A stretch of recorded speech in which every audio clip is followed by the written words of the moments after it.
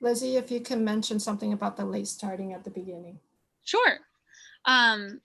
Thank you to our attendees for your patience. We apologize for the wait. We had to wait for one more member of the Climate Action Committee to join before we had a quorum and could start the meeting. But Chair Larson, I believe we have a quorum, and so we're ready to start whenever you are ready. Lizzie, if you can mention something about the late starting. Okay, thank you. Welcome everybody to the special session of the Climate Action Committee. Lizzie, should we start with the roll call? Yes. Committee member Breeding has not joined yet. Vice Chair Choi. Hi, here. Committee member Cooper. Present. Committee member Peterson. Here. Committee member Way has not yet joined. Chair Larson. Here. All right. All right. So this is a special session with one agenda item. So do you want to review the agenda? Yes. We're going, unlike our normal meetings, we're going straight into our discussion and possible action items. So I will kick it off with a brief presentation, and then I will hand it over to Alex DeGiorgio of East Bay Community Energy for a presentation from EBCE and also an opportunity for questions, the very technical questions that I do not know the answers to. So thank you, Alex, for being with us today.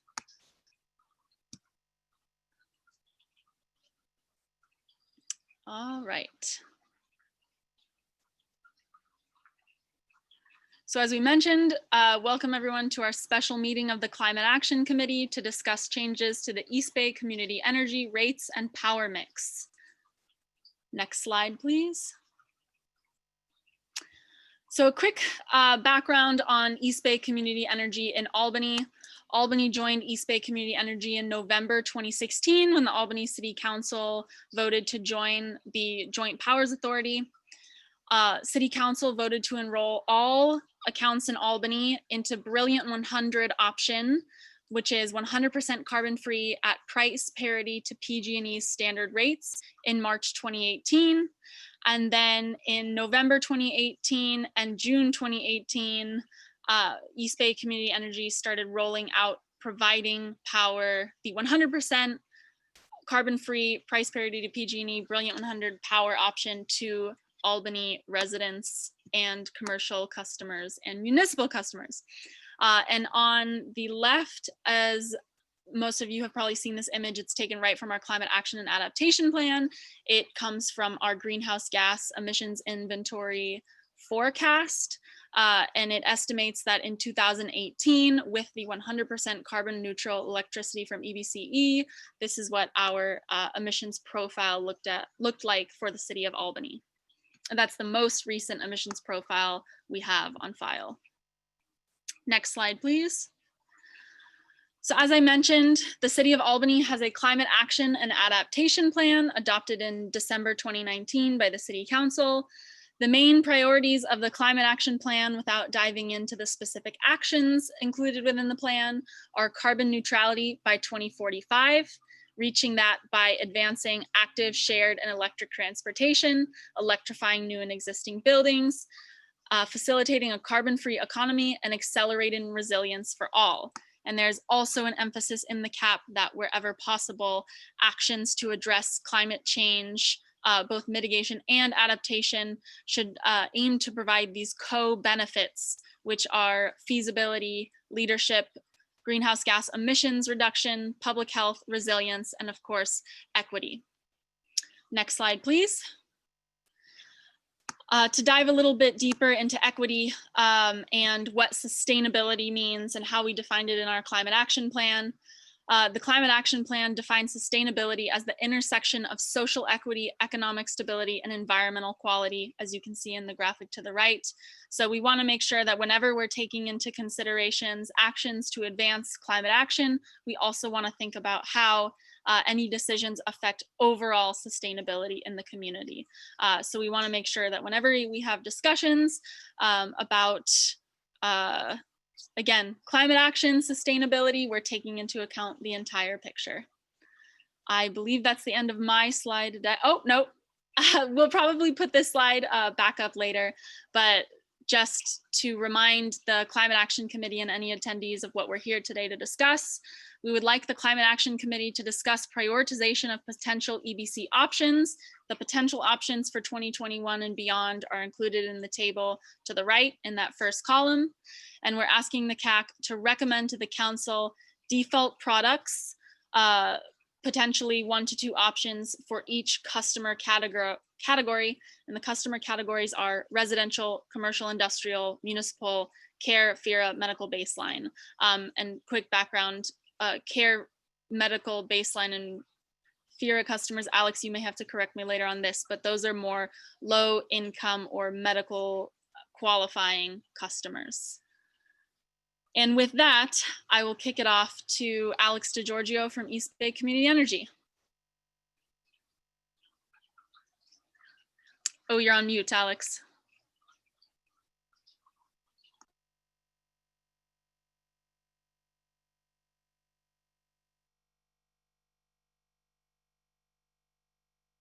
You're still Can you on hear me? mute. Yes, now we can hear you. All right.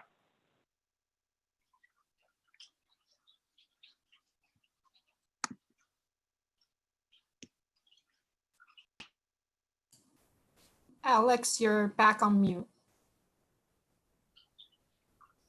Now you're unmuted. Okay, sorry about that. I was saying my thank yous. Thank you, Lizzie. Thanks, Claire, members of the committee, members of the public. Alex DeGiorgio, Public Engagement Manager for EBCE. I should also mention that my colleague and local hero, Dan Lieberman, I think is in the audience as well. I really appreciate all the time and thought that's been put into preparing for this meeting and for the council meeting that's coming next week. This is a pretty technically complex item, but complexity doesn't have to be complicated. So I'm going to do my best to try to make things as clear as possible, and certainly happy to answer questions when they come up. I only have a short slideshow here, so I'll try to get through those as fast as I can, and appreciate the help, Claire, with the slides. First slide, please. Thank you. So just for our agenda today, it's really 2 things that we're discussing, and they're related but separate. And the first are changes to EBC's Brilliant 100 service option, and these could involve different things. And then what Albany's potential alternative options will be subsequent and corresponding to those changes to the Brilliant 100 service option. Next slide, please. Just as a quick refresher, EBCE currently has 3 service options. The Bright Choice option, which is actually the most typical option for most of our customers. It's in Albany, where most customers are on Brilliant 100, because in Albany and in Hayward, the default service option is the Brilliant 100 option, which as mentioned before is carbon free at price parity with PG&E. And then of course there's some people would call it the Cadillac. I think Tesla's probably a better comparison. The Renewable 100 option, which is a penny per kilowatt hour more, roughly about a 10% premium for 100% renewable energy that's generated in state through wind and solar. And so we're going to be talking primarily about that central option. Thanks, Claire. Again, this is just a refresher on the default options and throughout our service area in each jurisdiction. As I said before, most jurisdictions have the Bright Choice service option as their default, but in Albany and in Hayward, most customers are on the Brilliant 100. And as you can see, Albany, everyone is on Brilliant 100 currently. So any changes that occur to Brilliant 100 are going to affect all electricity customers other than those who've opted out, unless the council, per the committee's guidance, decides to have different customer categories defaulted to different service options. Next slide, please. I see a hand raised. Can I ask a clarifying question while we're going along here, or should I wait to the end? It's okay with me. Okay, go back one slide.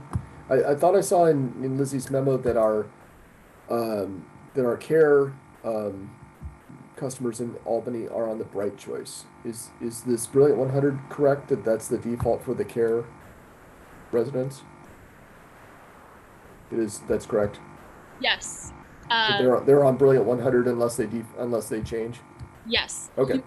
In Hayward's care customers are in Right Choice, and Oh, okay. non-care customers are in Brilliant 100. Okay, thanks. So some background and some very recent history with Brilliant 100. In June, EBCE's board decided that they had to review the future of the service option because the cost of serving Brilliant 100 is actually greater than the current rates being charged to customers. So it's actually it's not priced appropriately for what it costs.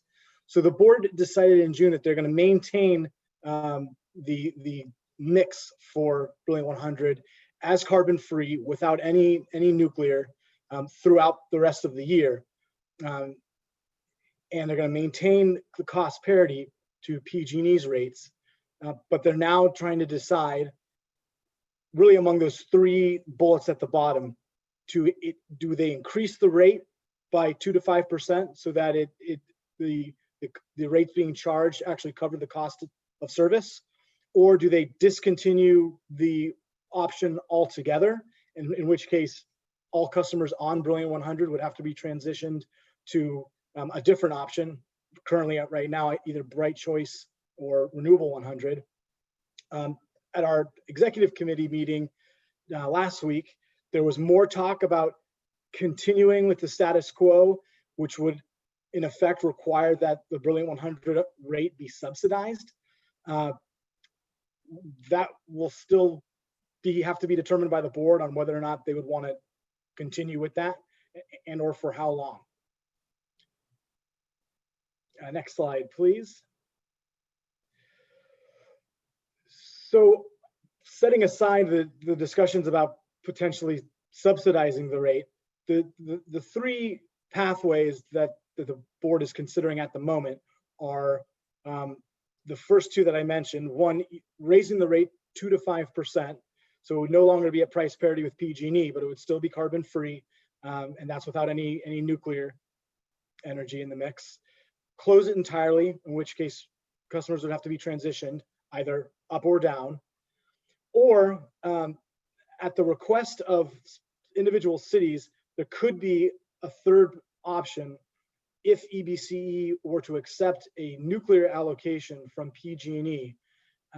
That nuclear allocation could be used to create a new carbon-free option that would remain at price parity, or that would be at price parity with PG&E. The caveat being that it would be supplied probably in substantial part by the nuclear allocation, and it would only be available to cities that affirmatively request it. So the city council would have to make some sort of formal action to allow customers within their jurisdiction to opt into that option. Or of course that option could be become the default if the city chose to make it the default option. So those are really the three pathways that our board is considering at the moment. Next slide, please. A little bit more background on what the carbon-free allocation involves. I'm not sure how familiar your committee is on the topic of carbon-free allocation. In April, this came before our board for the first time, and what it essentially would provide is that PG&E would allocate the pro rata or percentage of nuclear power that it generates that would correspond to our city's load. So this goes back to what's known as the power charge indifference adjustment, the PCIA. The PCIA charge covers contracts that PG&E entered into to generate power for our jurisdictions before they formed or joined community choice aggregation agencies. And so the CPUC's reasoning is that since PG&E had to procure that power in expectation that those customers would be there, CCA customers like ours at EBCE have to pay this fee to to compensate PG&E for the stranded assets.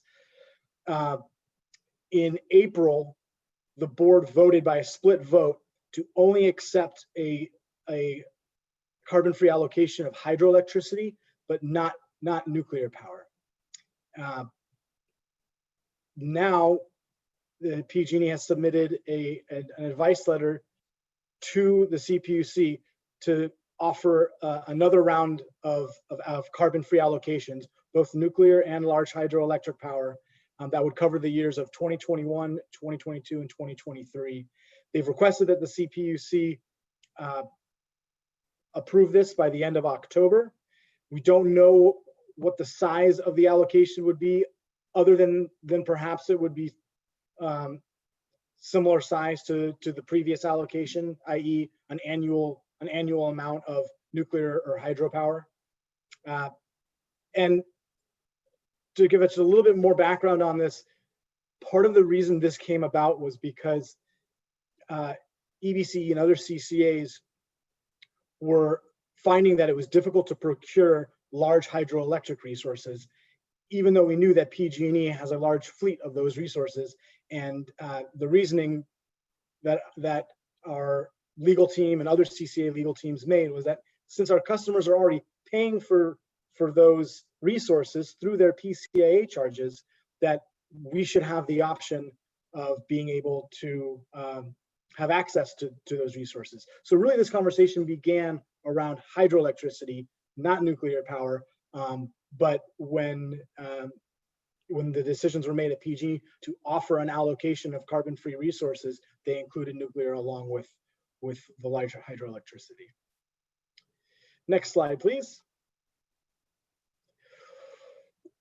To help your committee and staff and council kind of assess what the costs and benefits might be to either opting up or down, I guess, so setting aside the carbon-free allocation for a moment, if what the decision comes to is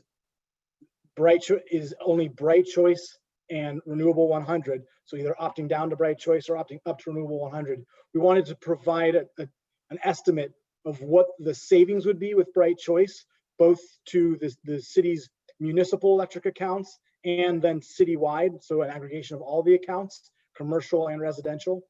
And then conversely, what it would cost, what that penny per kilowatt hour premium would cost if the city were to opt up its municipal accounts and or opt up everyone in the city. So that's what these columns are identifying. So the annual Bright Choice savings for the city aren't huge. It's in the hundreds of dollars, not the thousands of dollars. And citywide, it's in the tens of thousands of dollars. Again, this is for all of the electric accounts in the cities. Since the saving is 1%, that the saving to each customer depends on their usage. So that 1% is pretty small for your average residential customer, but for larger commercial customers, it can amount to a bit more. But in aggregate, it amounts to about between $30,000 and $40,000. On the flip side, opting up, that comes at a cost. Since it's a penny per kilowatt hour more, it's about a 10% premium. And so the city, if it were to opt up all of its municipal accounts to Renewable 100, it would be based on its usage from 2019 and based on current rates, it would be spending an extra $6,000 to $7,000 a year on its electricity compared to what it's currently paying. And citywide, that amount is substantially higher. It's between $450,000 to $500,000. Again, that's all of the electric accounts combined. And then that last column is just comparing what that premium would be compared to Bright Choice. So that's like an 11% premium instead of a 10% premium.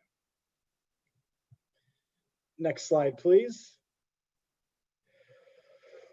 So this is breaking down a similar comparison, but for the individual customers. And so we've taken as examples your typical residential rate, E1, small commercial, A1, and large commercial, E19. Those are the customer classes in the left-hand column. And so when you compare what each of those rate customers would be paying, you can see what the difference would be if they're on Bright Choice versus Renewable 100. So again, for your typical resident, it's a couple dollars more per month. 380 kilowatt hours a month is fairly low usage. So even though that's probably about average for our service area, and in Albany, that's probably pretty close to what the average is going to be. For the commercial customers, you can see that the difference is a little bit larger. And then more so for the largest commercial customers, that 1% discount does seem to does impact larger volume users. And then on the far right-hand columns, you can see the difference monthly in what that would cost. So, the monthly savings for your typical residential customer isn't huge, and the monthly increase, $3.80, could be meaningful over the course of the year for some customers, and for business owners, the difference is more substantial. Next slide, please. So this analysis is illustrating what the cost breakdown would be if Brilliant 100, if the rate is raised by 2%. And so you can see there what the difference would be for a typical residential customer. If you look in the middle right-hand columns, that cost above PG&E.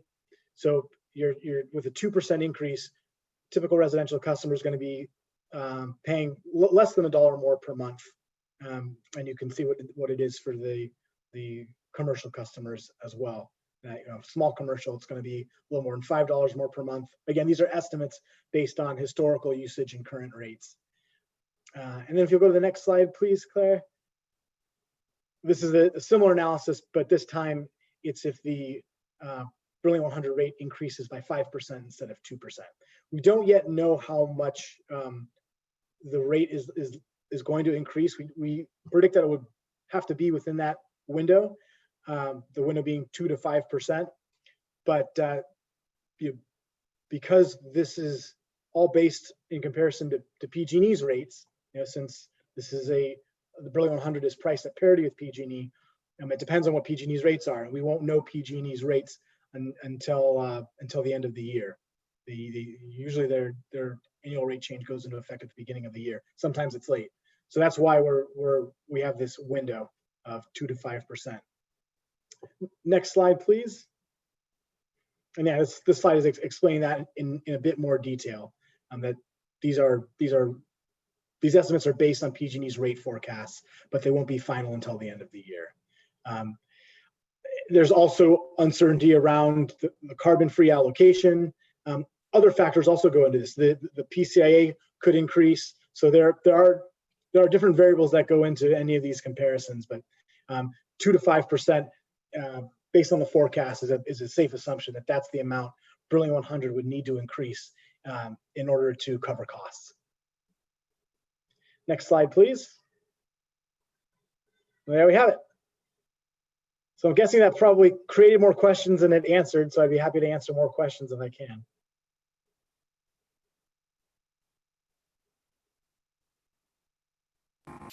So Lizzie, shall we have the Climate Action Committee members ask questions first, clarify, and then open it up to public for questions and then discussion with the CAC?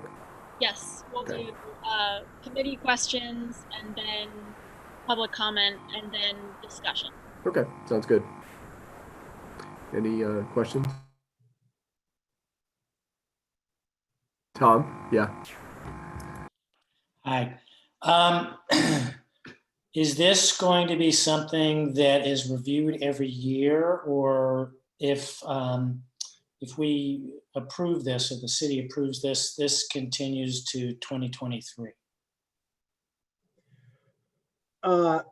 Do you mean the Brilliant 100 rate, or are you referring? Yeah. So the addition of the nuclear power as part of the carbon-free Brilliant 100. If Albany votes to, like, for example, for the third option, that would include nuclear, is that something the city gets to review every year, or will it go till 2023? Under this scenario, it would go till 2023, as I understand it. I think the allocation that's being offered is for those 3 years, 2021, 2022, and 2023. So that allocation amount would cover that time horizon. And then after that, then there would be decisions that would need to be made with what would replace it. One of the reactors at Diablo Canyon is scheduled for closure in 2024, and the other is scheduled for closure in 2025. So there could be an additional smaller allocation between that time, but that's TBD. Okay, that was part of my follow-up question is the nuclear power coming from Diablo Canyon? Can it come from out of state? Could you answer like how it gets mixed in? Yeah, sure. So this is only power that's generated at Diablo Canyon. It's that's the only nuclear power plant within PG&E's supply portfolio. So that's what's being considered here. And so when that plant closes, then that power is no longer available. Okay, those are my two questions. Thank you. Sure.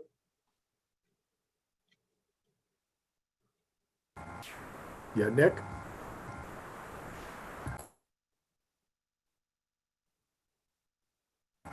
Go ahead, Nick. Nick, you're on mute. Yeah, I know. I keep tapping it. Sorry, not that simple. I have tons of questions about this. First of all, why is carbon-free so difficult to maintain? I mean, I kind of feel this is almost like a bait and switch, because this is the most primary power mix for you guys to offer in East Bay Community Energy is 100% carbon-free power. So I'm a little confused why it became all of a sudden untenable. The other thing I want to know is what is the carbon load on the Bright choice? I mean, is it 86% carbon-free? What is the carbon-free on that? So it was 86% carbon-free in 2019. Bright choice, that is. Do we know what it is now? No, we don't know what it is currently because we haven't done the audit for this year. Yeah. So I'm really concerned about this because it's not just Albany; it's your whole service area. You're going to take everyone who's gone up to Brilliant Choice and knock them back down. So Bright, you're going to go from 100% carbon to whatever. So this is just going to be a very big amount of carbon coming back into our electricity and defeating, working against us. I'm really concerned about that. And I'm wondering why is it such a difficult thing? Hey, Nick, sorry. Can we do questions first, and then we'll have the public comment, and then we'll have our discussion? I mean, it feels like you might be slipping into discussion. It's difficult to maintain 100% carbon-free. Yeah, I'd be happy to answer that question. So there are limited carbon-free energy resources. When we talk about carbon-free, if we're not talking about renewables, we're really just talking about large hydroelectricity and nuclear power. And neither one of those resources is being expanded in a substantial way. In fact, a lot of this comes down to large hydroelectricity. And part of it, honestly, sadly, is due to climate change. The large hydroelectricity is becoming a less reliable baseload resource, in part because the precipitation patterns have changed. There's not with the climate becoming hotter, you don't have a gradually melting Sierra snowpack the way you once did. Also, when you have historic droughts, you don't have a lot of hydroelectricity to begin with. And then there's the issue that PG&E actually had a lot of the hydro resources that were in state and was not making it available for sale. Also, I think one of the issues that's complicating things here is that in 2018, the same year that EBCE launched service, the number of CCAs, community choice programs, doubled in size. I mean, numerous programs, large programs like ours, launched all at the same time, and many of them wanted to offer carbon-free options. So you had this kind of unfortunate convergence of the resources becoming constrained while many magnitudes more demand increase. So that's what's led to the difficulty in procuring carbon-free resources. Yeah, but at the same time, renewables have increased dramatically, haven't they? I mean, renewables keep coming in, and you haven't changed the cost to go to 100% renewable, which is kind of mysterious. I mean, if those are dwindling, then that cost would go up. So am I hearing this right, that PG&E is blocking release of they're not allowing their large hydro to be available? They're keeping it for themselves or something? Well, that was part of the issue behind making the allocations available in the first place, was that was one of the accusations being made by community choice programs, saying that PG&E is actually saying that no one wanted to buy it, and that's why they weren't selling it, which wasn't true. And so the compromise was that they would allocate each CCA's share based on the PCIA charge. But there's one other thing I wanted to mention, because you brought up renewables, and that's a really good point. And yes, renewables are expanding. The issue there is that the renewables tend to be intermittent. So we've been hearing a lot about this lately, that with all the solar that's on the grid, the energy is needed in the evening. As the solar is coming off and peak demand is going up in the evening, that can't be solved by solar energy unless it's being stored somehow. So right. When we talk about carbon-free resources like hydroelectricity and nuclear, they have the ability to provide baseload power. And geothermal does too. Geothermal can be both baseload and renewable, but they're limited geothermal resources as well, and they tend to be more expensive. But I'm sure that's something that EBCE and other CCAs are going to be hunting for a lot more in the future. Pardon the expression. Yeah. So Tom asked my one about where the nuclear. So the nuclear isn't a permanent solution. It's going to be phased out eventually anyway, and there won't be any other nuclear involved. So that's good. That's sort of short term. One last question, which So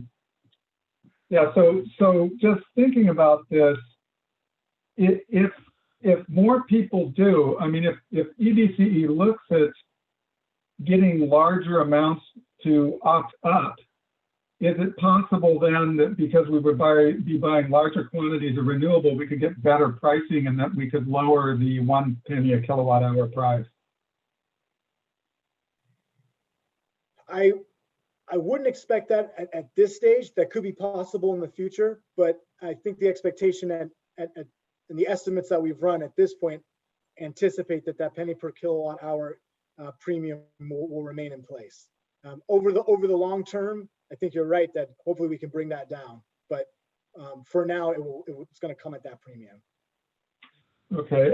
Do you have any data on how many of the large commercial industrial customers in Albany have opted down to the Bright since it was a cost savings for them? How many are still? I mean, I don't know how many large commercial customers are in Albany. I mean, Target gets their power from somewhere else. They don't get it from you.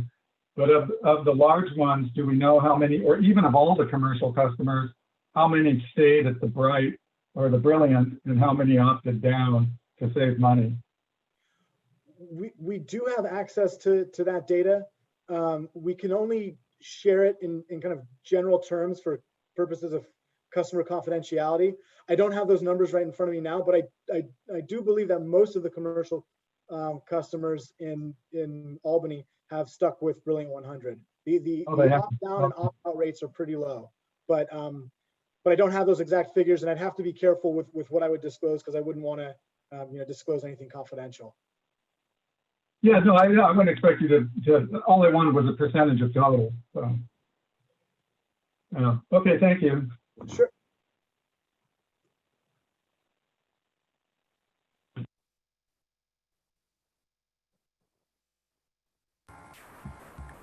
Any other questions from the committee?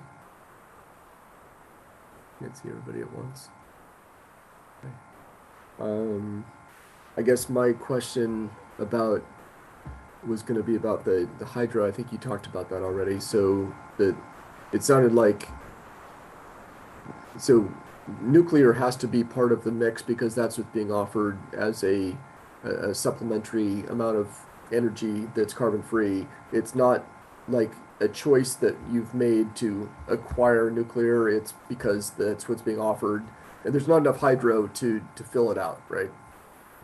Right, that's correct. The potential option to it for our board to it because that's what's being offered. We're being offered the hydro as well, but we accepted that amount. Volumes of hydroelectricity aren't enough to offset. Okay, thanks. All right, any other questions? Looks like no. Oh, Nick, you have a question? Yep. There we go. I have one last one on, so you were talking about the PG&E portfolio, and it seems like we're going to PG&E and buying the power for them and then turning around and selling it. Don't we buy from other than PG&E? I mean, can't we go out and find hydro from Oregon, from Washington? I mean, isn't there a larger market for finding carbon free? Yeah, that's a good point, and we do. We actually do purchase hydroelectricity from the Pacific Northwest as well. So we've already gone that route as well. This includes that. And again, other CCAs are doing the same thing. And I think today we haven't purchased any energy from PG&E directly. We just know that they're over procured because so many of their customers have gone to CCAs while their supply has remained as steady as it does. Yeah, Tom? So I thought you were restricted to the energy mix from PG&E. It sounds like what you're saying is that you can go outside of PG&E to seek resources. Is that correct? Yes. So what's to stop EBCE from sourcing less expensive carbon-free energy outside the state?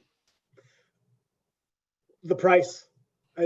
We're actively doing that. Our procurement team is doing that. That some of that energy is already in our mix. In fact, there's a substantial amount of large hydroelectricity in our portfolio already from the Pacific Northwest.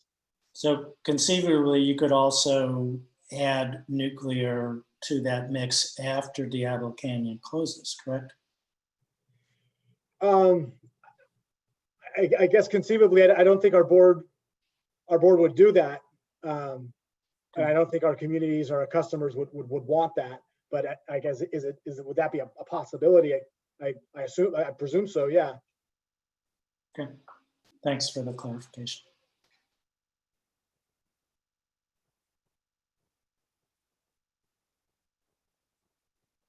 All right. So we can switch to public if there's any questions from the public. Yes, we have a couple hands up. Okay. Dan Lieberman, you should be able to talk now. All right. Hi, everyone. I just wanted to, first, I appreciate the time to join with you guys in the meeting. I miss being in these meetings with you guys. And I appreciate all the comments that Alex fielded and his presentation. I just wanted to add a couple things that I don't think were touched on, but may be pertinent here. One is that EBCE has signed contracts to build 550 megawatts of new wind, solar, and battery storage. So I know there's been a lot of discussion about what EBCE can get in the market. Our primary objective really is to build local renewables, and we're doing that. We'll have 300 megawatts going online in the next 6 months of wind, solar, and battery storage that are built for EBCE customers. So over time, we'll have less conversations about what we can find in the market, and we'll have more price stable, 15, 20-year contracts on facilities that are built for EBCE. So let's not lose sight of that. These discussions that we're having are like, let's say, short to midterm in range.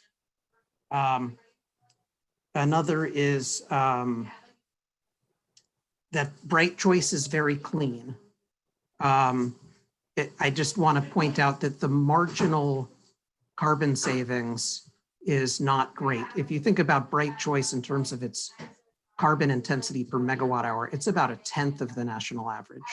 So yes, it does have carbon emissions. Last year, it was about 100 pounds per megawatt hour. It's considered very low. I think it's going to be slightly more than that this year, but that's just another metric to consider, is the carbon intensity compared to PG&E, right? Or compared to Renewable 100 or Brilliant 100. It's a pretty clean mix. Another is that nuclear is very expensive. So the discussions about going out and procuring nuclear outside of what we're being allocated for free, it won't make financial sense, most likely. On the other hand, the power that we're buying from the Pacific Northwest currently through ACS contracts, that's like, imagine like Bonneville Power. They have a whole portfolio. We're buying from the portfolio. It's extremely low emissions and primarily hydro, but it does include a small amount of nuke. So you'll see nuke appearing in our power content label this year as like 1 or 2%, I think, because there's just that little teeny sliver in that mix that we're buying. So I just want to make you aware that even if we don't, accept the nuclear allocation, that'll show up. And then finally, I realize I have 12 seconds, but we're paying for Diablo Canyon in Albany and all EBC customers, whether we take this allocation or not, we are contributing to the payment. So the question is whether we accept it or not, but it's already coming out of our pocketbook to pay for that resource. Thank you. Thanks, Dan. Next, we have Preston Jordan. Okay, Preston, you should be able to talk. Thank you, Lizzie. Hi, all. Complex topic, but I think there's actually an opportunity here because the product that we're on, I always felt did not have what's called additionality. So it made us feel good, but as has been explained here very clearly, there is only so much large hydro. And so our buying it was like a shell game. We buy it so you cannot. It wasn't creating more. It wasn't really, unless somebody corrects me, it wasn't creating additional reduction in greenhouse pollution. So I'm actually not that upset that we might be forced to move off it or have an opportunity to move off it that makes sense. In contrast, when the default was last discussed, I spoke with Dan about, well, if we went to 100% renewable, what does that mean? Because obviously we can't really be 100% renewable for the intermittency reasons. And what he explained was, well, the way that would be covered, it would increase essentially the renewable content for the entire EBCE portfolio. So while every electron that comes to Albany wouldn't be coming from a renewable source, it would make the content of EBC overall more renewable, which is additionality. And we hear that even more from what Dan just said, which is by doing this, we could push EBC to build even more renewable that it's building. And we would obviously support what it is building now. And that is really the goal that we want. So having just heard all this and tried to digest it, one proposal that comes to mind is to default residential to renewable, default commercial to bright choice, and the rationale for defaulting residential, or it could be conditional, rationale for defaulting residential to renewable is if measure DD passes. Because in that case, the low-income households that are enrolled in care, and the campaign material is going to include instructions on how to enroll in care. So hopefully we'll up that even further, which is already a very high percentage of low-income households. They will be getting a tax cut that is greater than the price increase due to renewable. So on balance, they'll still be coming out paying less than they're paying now. So that's one proposal. That's just kind of off the top of my head, but I encourage you to see this as an opportunity.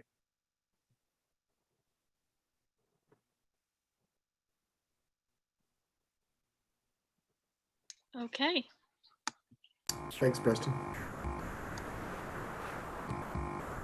We have no other hands raised for public comment. Okay, great, thank you. Thanks for the input. Okay, so Climate Action Committee, we could discuss and see where Can we're I at. ask another question of Alex? Yeah, sure. Alex, could you explain this issue of what I'm concerned about is our meeting our carbon neutrality goals and how changing the mix would affect that. Is 100, what's the profile, since Preston brought up the profile, what's the emissions profile of the renewable 100 versus the brilliant 100? Is it identical? What does that do to us in terms of our calculations? Yeah, they both Brilliant 100 and Renewable 100 have carbon factors of 0. So it's the end all be all. There's no carbon associated with that power. And the other question I had, does demand for something like an increase in demand for the Renewable 100, if Albany went that way, how would that impact EBCE in the future in terms of plans to expand your renewable energy portfolio that you are contracting for? It would give us a greater mandate to do so. I mean, we'd be obligated to cover every kilowatt hour that's consumed within Albany's jurisdiction. That would have to be covered by renewable energy. And so we'd have to go out there and procure it. And that would be a market moving action. To what extent, I wouldn't want to estimate. But we're already, as Dan said, we're already building, our procurement, through our procurement, is already leading to 550 megawatts of new renewable energy in the state. And that was before a city like Albany had done a citywide opt-up of either residential or commercial customers. So yeah, that would lead, I think it's fair to say that will lead to additionality. And final question, is there an option for us to split the baby in the sense that we could opt up residential customers to Renewable 100, but commercial customers would be that third option, which would be carbon neutral, the Brilliant 100 with the additional nuclear power? Do we have that option? Certainly for the first part, you have that option of only opting up certain customer categories, like just residential. For the commercial, it's still to be determined whether there will be a nuclear allocation, number one, and number two, whether our board will vote to accept it. So that second part would be contingent on those two things occurring.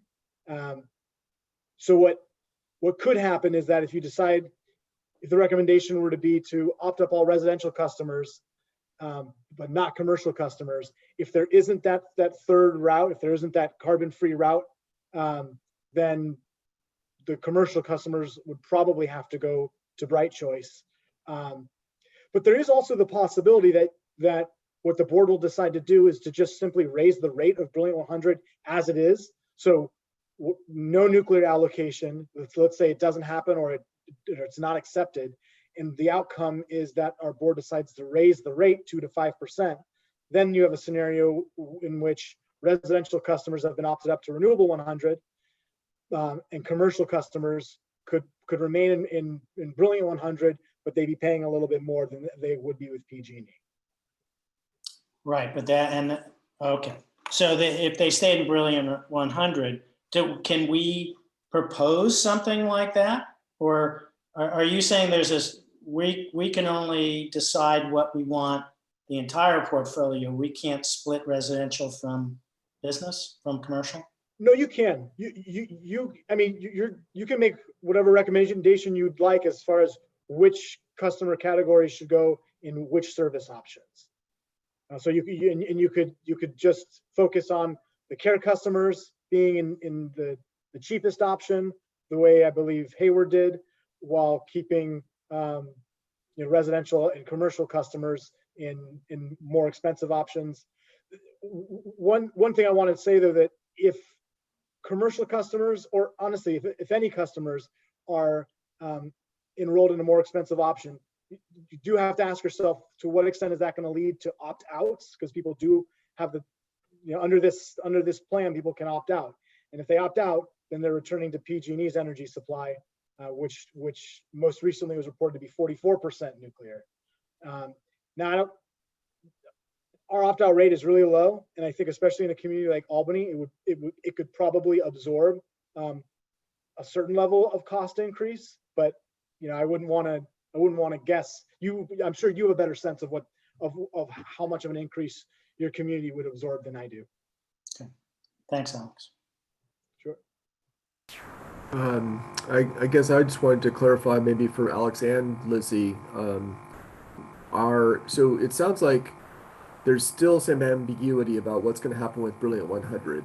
The options are the EBCE board could decide to remove it completely, or to keep it with a price increase, or to keep it with a nuclear and a small price increase. Are those sort of the three options that I hear? Almost, and yes, it's a moving target right now, multiple moving targets. So with Brilliant 100, they may raise the rate 2 to 5%, or they may discontinue it completely, in which case all customers would have to transition up or down, or they may decide to accept an allocation of nuclear power and create a new carbon-free option, call it Brilliant Select or something like that, and that could be available. In all honesty, it's also possible they could decide to just let the status quo remain and have the rate be subsidized, which I really doubt they're going to do. Yeah. But that is discussed at that last committee meeting, and so it's possible that they could kick the can down the road for a while and have right choice customers subsidizing Brilliant 100. But that would be a short term. Right. Okay. So thanks. So given that, Lizzie, our meeting tonight was to the goal was for us to discuss a proposal or a recommendation to City Council, right? Can you remind us of what that goal is before we get into discussion? Yes. So it's kind of complicated. So I'm going to share a document we've created, and we'll walk through that. So give me 1 sec to set this up. Okay. And now, okay. Can everyone see this document? Yes. We created this kind of as a way to guide discussion, do kind of like a live, I'll record our thoughts while we discuss, because it is a little complicated, but basically, like Alex mentioned, right now, because all Albany accounts are on Brilliant 100 as it currently is, which is at 100% carbon-free electricity at price parity to PG&E, that could change. So we want to be prepared to provide recommendations to council from the CAC, because the council will have to make a decision before. We don't have an opportunity to slow down the timeline. So the CAC, this is kind of our opportunity to make input before the council makes a decision. So the options on the table are coming up with a new default or new default product choices, prioritizing those for each account category. And the account categories are residential, commercial, industrial, municipal, care, FERA, medical baseline. We can also recommend, in addition, if the CAC wishes to, that if Brilliant 100 is to stay as it is right now, remain at the status quo. But we want to be prepared for if the status quo cannot remain the status quo, we want to be able to provide that input to council. So hopefully this helps. We kind of want to get a sense of, for each customer category, what the first choice would be for what the default product would be, what the second choice would be in case that default product that's the first choice ends up not actually being an option on the table. So getting those first and second choices for each customer category. And as a reminder, there is information on each different product in this table below. So if we all want to take a few seconds to absorb this table, also Alex, please feel free to chime in if I'm misrepresenting anything. But it seems like the best option is to get a first choice and a second choice, and then we'll send this package of choices to the City Council for them to discuss at their October 5th meeting, and then they will likely take action on it at their first meeting in November. And Eric, I'm going to leave it to you for kind of moderating the discussion. Yeah, okay, thank you. Oops. Yeah, sorry. All right. That makes sense.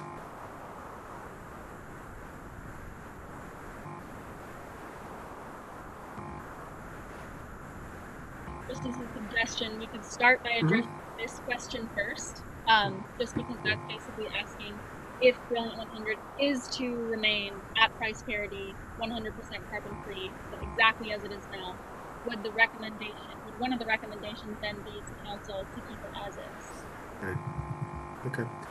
I was thinking that it would be nice to get an insight into, I mean, or have everybody in the committee have an opportunity to maybe speak briefly about their the top of the head and ideas or thoughts on this, and then we can get into a discussion. But I kind of want to have everybody have a chance to have a say at the beginning at least. So does anybody want to begin and sort of give a brief sort of thought on where they're at?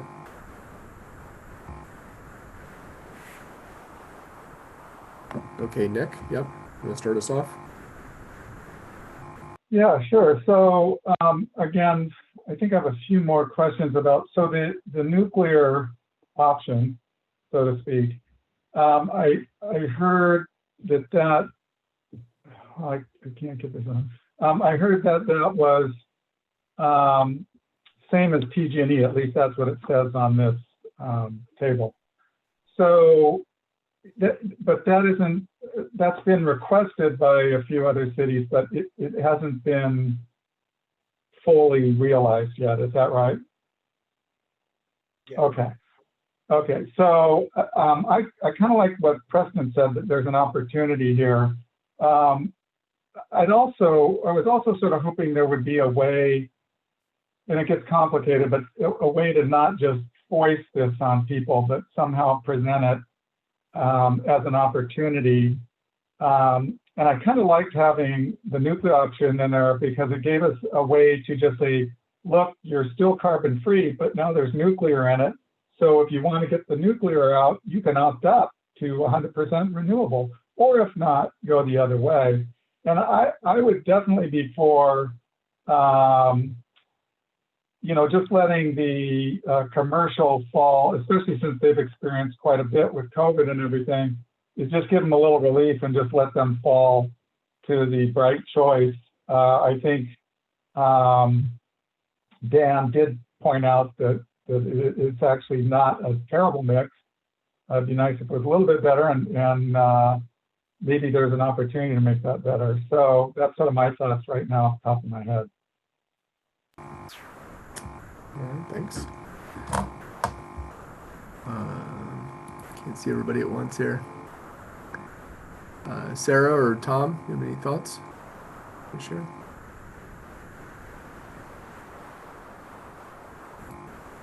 Sarah?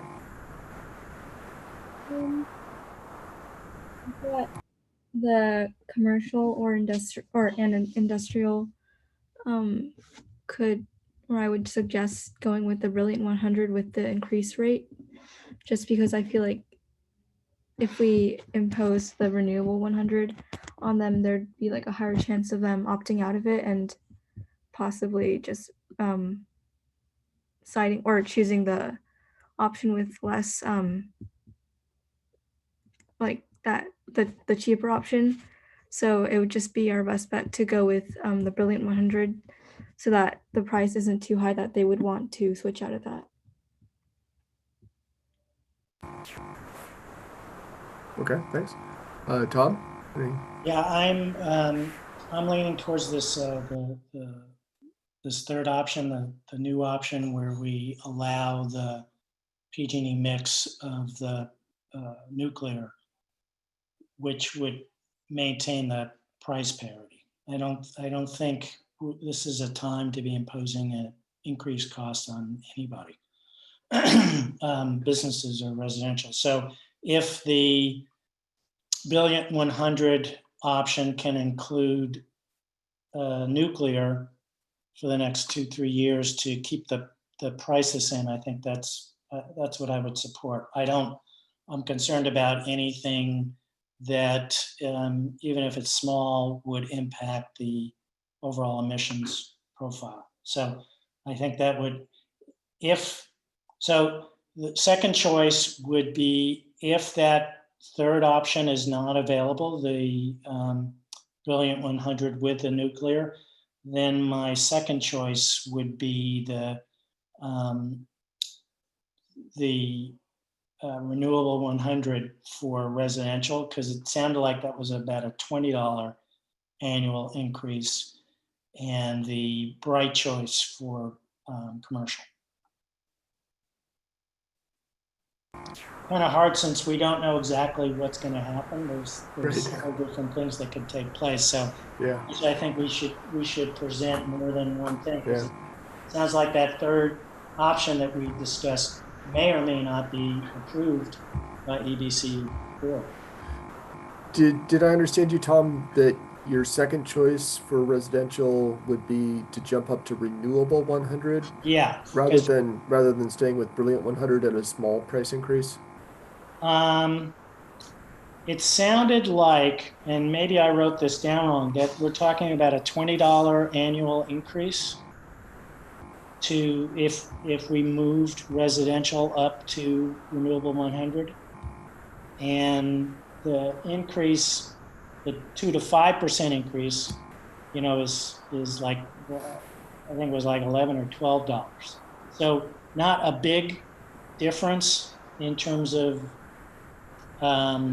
annual cost to residents, but it sounds like it would have an influence on EBCE because we'd be increasing the demand for renewable energy. That's an interesting perspective. I think you're saying the Brilliant 100 with the 5% increase is not that far off from the renewable 100 at a 10% increase. And in terms of dollars, absolute dollars per year. Right. I mean, it depends on what your monthly electric bill is, but yeah, the averages given are in the range of $5, $10, $20. Yeah. Yeah, and I am concerned about people opting out, but I don't think it's going to be noticeable enough or big a deal enough. $20 over a year, you're only talking about less than $2 a month. So I think that's where I'm coming from, where I can see that being an issue in the commercial sector. That was a much, much higher number. So that would balance things out. So thanks. So I was thinking about the measure DD and whether, if that gets approved, then that's going to add an additional tax to people's energy bill. And so I was thinking about that in terms of this year with, as much as we would like to consider the renewable 100, I was kind of wrestling with myself about, is that the right thing to do for our residents to have a tax increase and a new default that's a higher rate? I think, Tom, your comment about the difference between Brilliant 100 at 5% increase and the renewable 100, that's a reasonable comment. So I don't know if we know how much the DD tax increase would add to monthly bill, but Nick does. So it's in the $25, right? It's 2.5%. So it would be a 2.5% increase on just electricity and on gas, but we're not talking about gas here. This is all electricity. So I also think it's important to think about the DD impact. So that kind of brings in the idea of schedule. I don't know if we have time to wait for the election results to come in, see if DD passed. But I would be all in favor of what, if DD didn't pass, I would go with what Tom said. If DD does pass, then I would be more leaning towards first choice, keeping it all the same, and actually I think Sarah made a good point, just shift everybody over to the one with the nuclear in it and say, hey, if you don't like the nuclear, opt up to the renewable. And then the fallback from that would be a little bit more, 2 to 5%, and still offer the brilliant 100. With the DD passing, that would make it comparable to just going up to the renewable if DD fails. So I think our strategy, we have to take into account DD.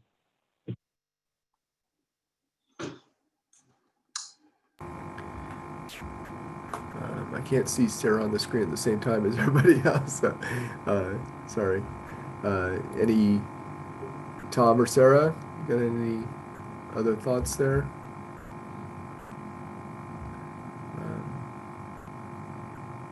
I was just thinking about the nuclear, and I think that, I mean, I'm personally comfortable with nuclear as part of the mix. It doesn't bother me. It's already there. It's already in our territory. We're not building new nuclear plants. Nobody's going to go out and build a new nuclear plant. So people who are concerned about nuclear, I think that's probably not, I wouldn't think that would be a major issue for a lot of people in Albany. You know, if it got added to the portfolio, I think it's like, well, it's there. It's a 2 to 5 year interim measure, and our, of course, goal is to build up the true renewables, and we'll consistently advocate for that. Although, as Preston pointed out, the biggest way to advocate for that is to actually move to Renewable 100. I'm a little uncomfortable recommending Renewable 100 and assuming DD passes. So I think that those were some pretty good, I felt like Brilliant 100 as it is now, with the nuclear at price parity would be my first choice, and the Brilliant 100 with the price increase and assuming DD passes would be my second choice for pretty much everybody, I guess, except for the care. I think, you know, that's maybe we should consider that also. I kind of like the idea that, you know, that Hayward had with the bright choice as a default, although we've already kind of established the Brilliant 100 and it had acceptance with that. And as Preston pointed out, the DD has a sliding scale for low income. So yeah, Tom. So it sounds like there's a lot of agreement around the Brilliant 100 with this third option, the Brilliant 100 with the price parity. So it sounds like we need to give council another option if that is not approved by EBCE. Right. So Lizzie, can you rank those choices type in? saying this is our first choice? Yeah. Can we? Should we just go ahead and put that in right now and just see how it looks? And then Tom, yeah, I agree. We'll start working on second. So Brilliant 100 with nuclear at price parity. Clarifying question for Alex. For ease of typing, should I say potential third option or Brilliant Select? Do you have a preference? Potential third option?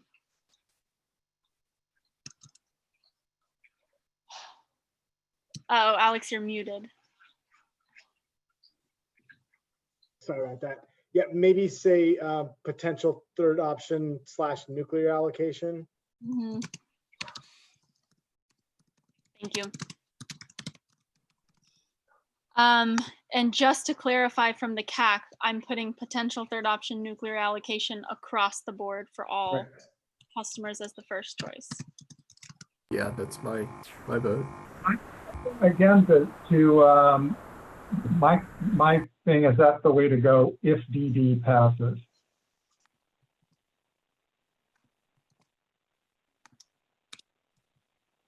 I don't know if we will know about Measure DD until after the city council is required to take action. So I don't think that can play a huge factor in the decision this evening. Sorry, Nick, you're muted. It is a huge factor, so can we find that out? Can we find out the schedule of when we need? I mean, I don't even mind giving to them. Well, when do they have to let EBCE know Albany's choice? It will likely be the first meeting in November. Which is the day before Election Day. Yeah. And we don't have a very flexible timeline. Well, that might change my feeling on this a bit. I think Preston did make a good point. I mean, the other thing is everyone has when you assign this, everybody has the option to opt to whatever they want, you know, to opt way down.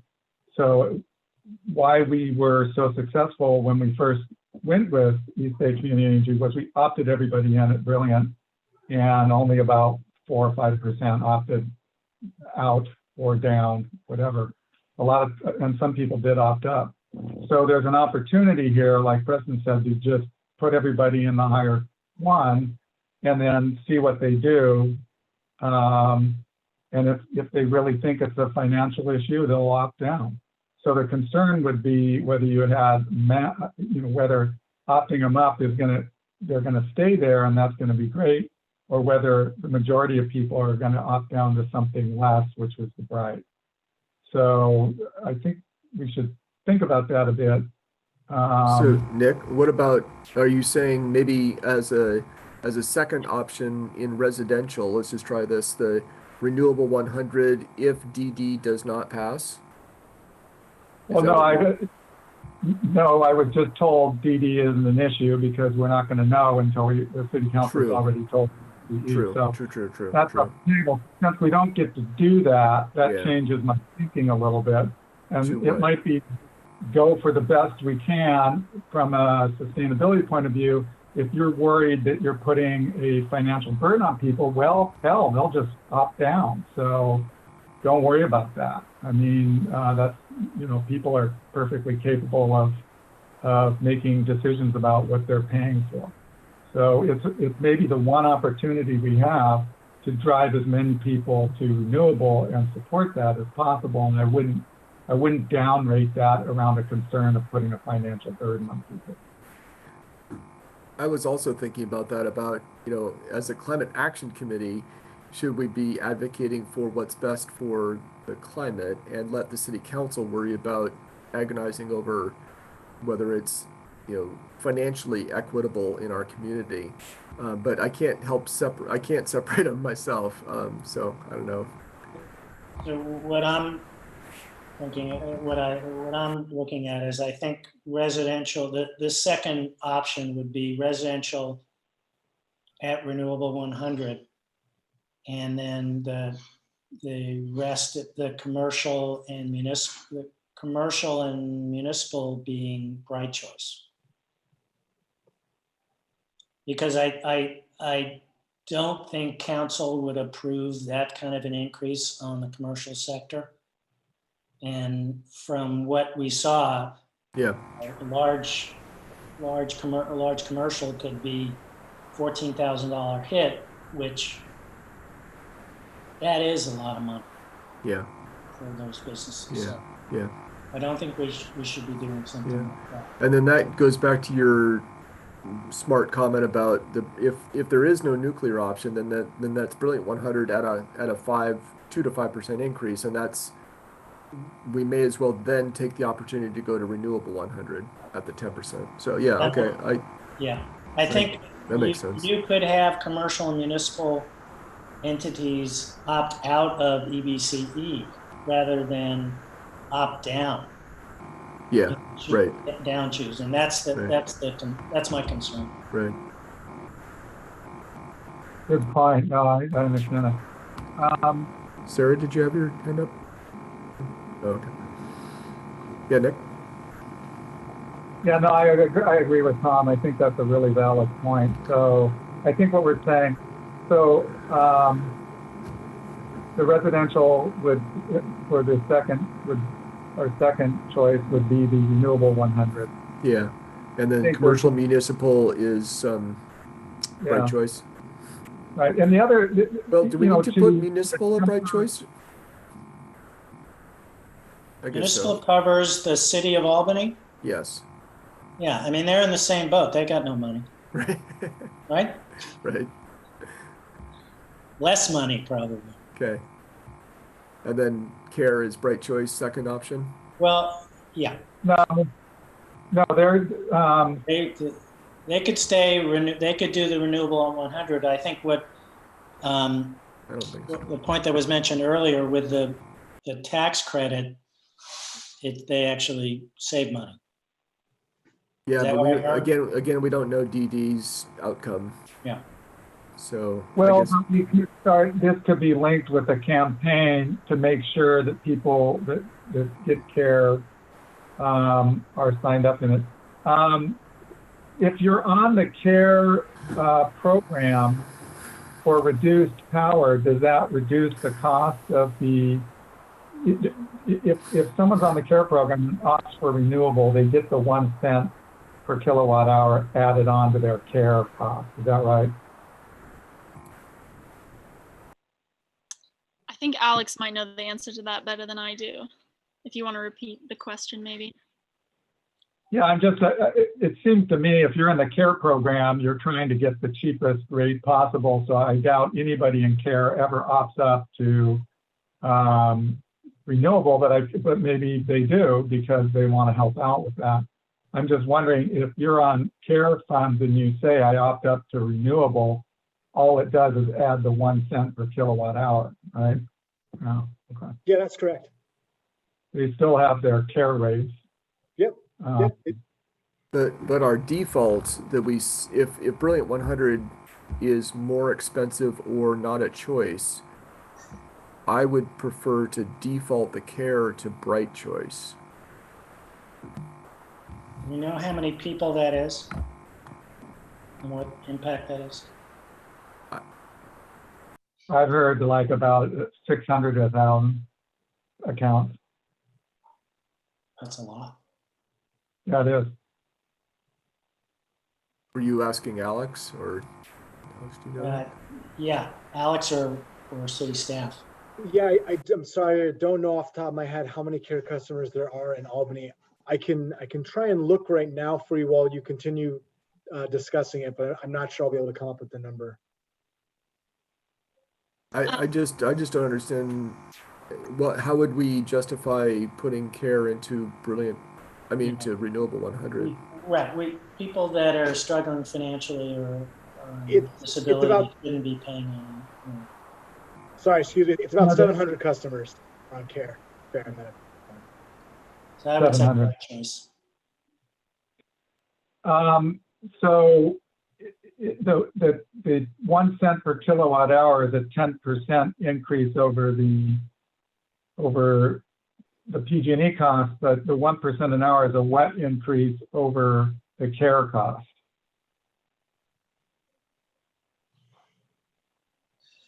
More. It'd be more, right? Quite a bit more. Care is about a 25 to 35% discount. So so they wouldn't discount the 1 cent, it just gets added on. So 1 cent per kilowatt hour then is a bit larger of an increase than 10% over PG&E because they get a lower PG&E rate. They get a 25% lower PG&E rate. That's true. And I guess it's also important to keep in mind that the premium for Renewable 100 is volumetric.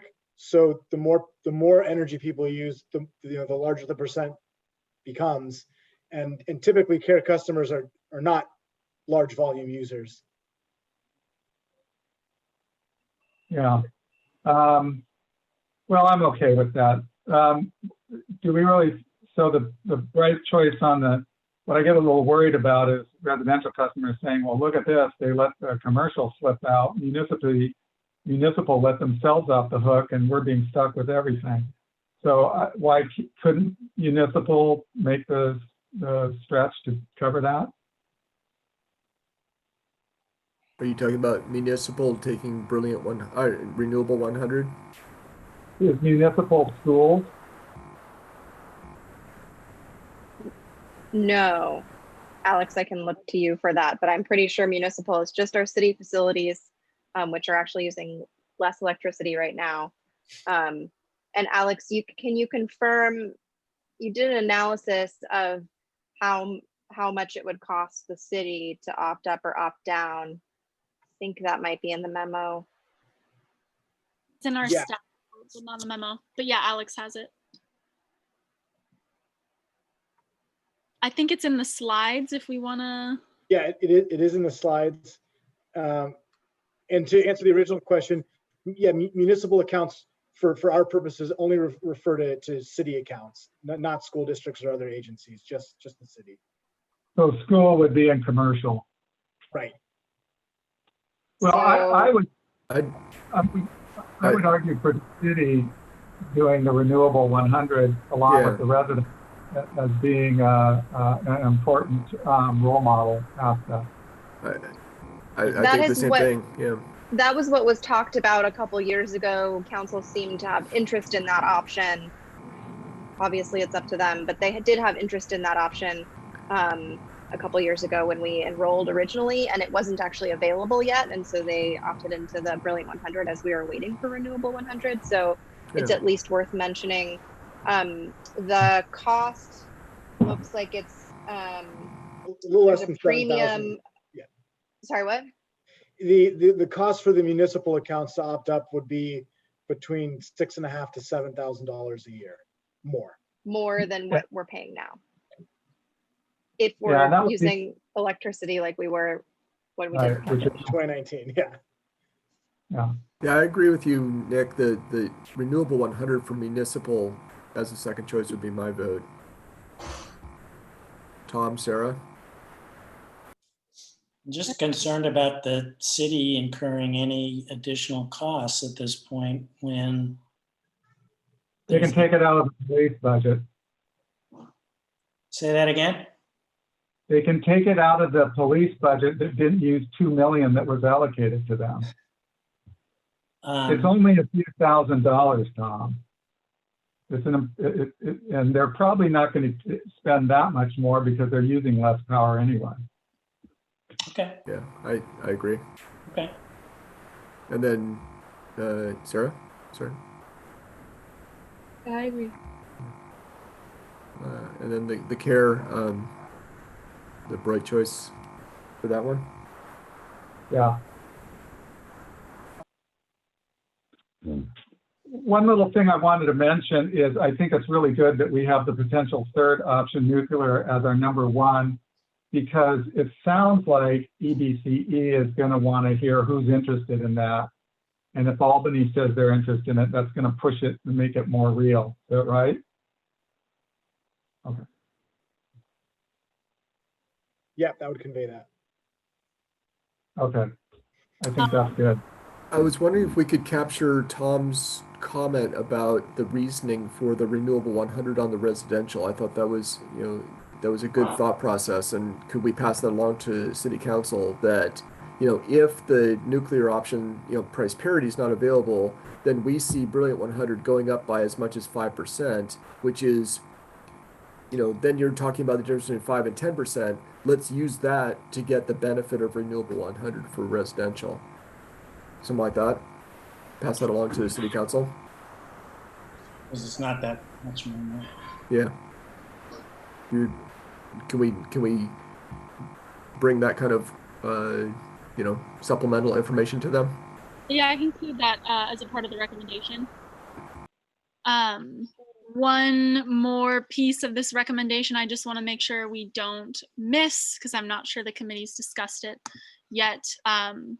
I don't know if the committee wants to talk about if there is no change to Brilliant 100 as it currently is, meaning there's no rate change and no change to the power mix, would the CAC prefer that we keep the status quo? Or would the CAC prefer that we aim for these new options regardless? Good point. Thank you. Think thumbs, but I don't know if that means yes or if you all want to discuss it. Right. Let's discuss it briefly. Sarah, Nick, Tom. Well, I'll jump right in. So I thought we had to do something here. I didn't think status quo was going to stay. I mean, it didn't sound like that they're going to keep it the way it is. Certainly, if they keep it the way it is, let's just leave it the way it is. That would be number one. But we're making these recommendations not because the window opened for us to, make it more expensive for people and make them more sustainable, but because we thought we had to come up with an alternative. These are alternatives that we would accept. But if status quo is available, that would be my number one choice. I mean, if it doesn't change and it can stay the way it is without any increase in cost, I'm all for that. I agree with that. And we're assuming that we're required to do something different. I think the thing on the table would be Preston's comment about, is this an opportunity to reassign the default to a renewable 100, for example, as our first choice. Do we have that opportunity? I mean, is that, Alex, is that something Albany can do? If nothing were to change, we could still change our allocation? Yeah, if nothing changes, I think the assumption by the board would be that Albany would want to maintain the status quo. Sorry, did I misunderstand? So my question is, what is our opportunity if nothing were to change, the board kept status quo, can we look at this and, what's our ability to change that mix at a later date? Like say in a few months. I honestly don't know. For one, it's possible. I don't think they would do this, but it's possible that they can maintain the status quo and still decide to accept the nuclear allocation. I really doubt that they would do that. If they decided to maintain the status quo, my guess is they'll have to revisit this topic certainly by next year, maybe sooner. So I don't think, if the status quo is what ends up being the outcome of these conversations by our board over the next, between now and the end of the year, I think this will be revisited pretty soon thereafter. I don't think they can continue on a subsidized rate for very long. That wasn't exactly my question. Does Albany have an ability on an annual basis or some other time frame to change how we're allocating the mix here, our defaults? I guess the answer is that the city council could always take, ultimately it requires action by the city council that our board needs to approve, just from a governance perspective. So the city council could decide down the line that they would like to request a change, and that would mean, I think our board would have to consider that. Whether the board would accommodate it, I don't know.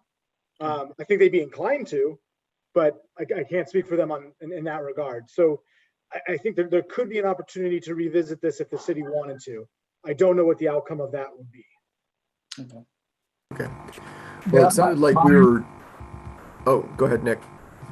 Yeah, my thoughts on that. I think Preston raised it just because if we're forced to do this, it's an opportunity.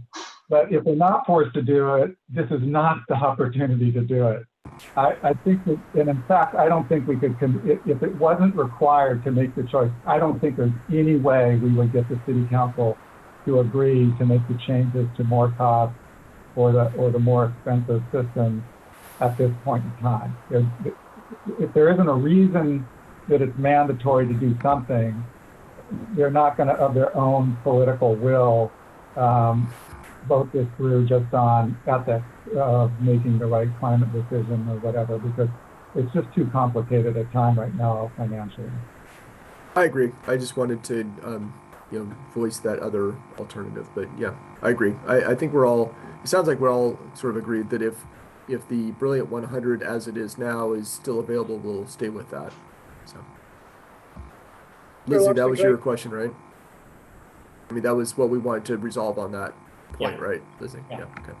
Yes. Sorry, Alex, you were saying something? I just want to add one more thing to the question of revisiting us down the line. Some cities that are currently on as their default for Bright Choice have inquired, their staff has inquired about, well, what if we wanted a new citywide default? What would that take and how long would it take?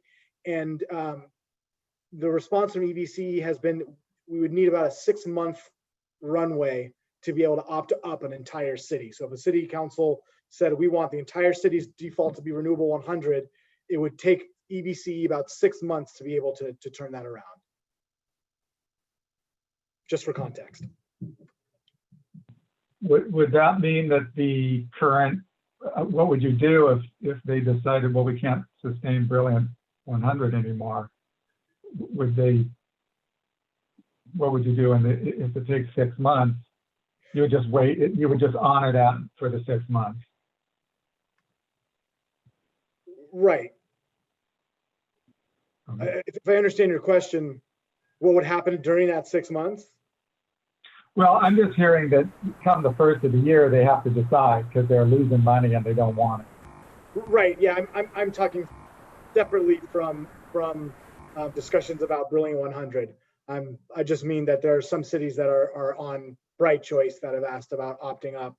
And when our procurement team looked at what it would take for us to procure that volume of renewable energy for medium to large size cities, it would take about 6 months. Okay, great. So Lizzie, that covers the topics, right? I didn't really pay attention to the public. Are there should we see if there's any comments from public at this point, or are we done? I actually can't see in my current screen share. We've closed public comment. Okay, thanks. Fine. Also, before we finish, we should probably make a motion that this represents the CAC's recommendation to City Council. I move that the chart that we're showing of the two options is recommended to Council as the position of the CAC. I second it. Okay. For a Take a roll call. Yeah. Vice Chair Choi, Aye. Committee Member Cooper, Aye. Committee Member Peterson, Aye. Chair Larson. Aye. Okay, motion carries. Great. Well, thank you, everyone. We will record that as the recommendation to go to council on October 5th. Great. All right. Thanks, everybody. Thanks a lot. We are adjourned. And, Thank you. yeah. Thanks, Thanks, everyone. Alex. Thank you. All right. Everyone.